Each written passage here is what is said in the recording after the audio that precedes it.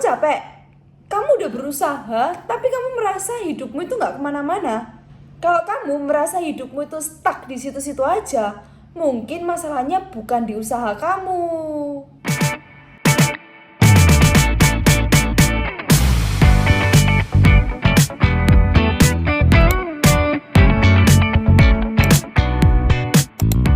Faktanya di dunia ini tuh banyak banget orang yang sibuk, tapi kebanyakan dari mereka tuh nggak tahu arah hidupnya itu kemana. Karena sibuk itu bukan berarti kamu itu bertumbuh, dan gerak tanpa arah itu akhirnya membuat kamu itu semakin capek dan akhirnya membuat kamu itu stuck di situ-situ aja. Kalau kamu sendiri itu nggak tahu arah tujuan hidupmu itu kemana, apalagi otakmu. Selain itu, hidupmu itu sudah autopilot. Maksudnya gimana sih? Jadi biasanya tuh kamu tuh langsung bangun, kerja, pulang, scroll HP, tidur, dan itu terus-terusan berulang-ulang terus. Dan tanpa sadar, kita tuh mungkin mengikuti rutinitas bukan kesadaran. Bisa juga kamu itu pengen hidup yang lebih baik, tapi kamu itu takut kehilangan yang sudah ada sekarang.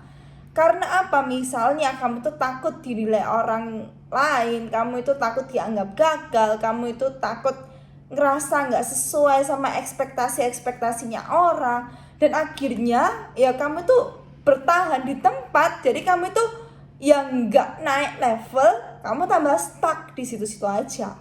Mungkin juga nih kamu itu punya mindset nanti aja. Jadi kayak udahlah nanti aja lah, nunggu waktunya sudah siap. Nanti kalau udah ada waktu, nanti kalau aku sudah memiliki keadaan yang baik, atau nanti kalau aku sudah punya uang yang banyak.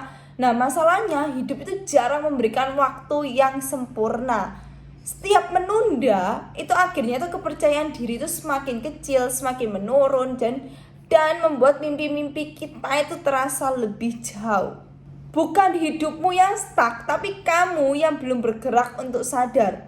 Hidupmu itu gak berhenti, waktu itu terus berjalan. Yang sering berhenti adalah keberanian kita. Keberanian kita untuk apa? Untuk memilih dengan sadar. Itulah yang membuat kita itu kadang sukanya tuh stuck di situ-situ terus.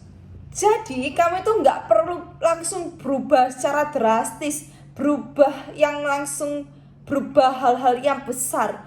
Cukup jujur pada hari ini, apa satu hal kecil yang selama ini kamu itu sering hindari.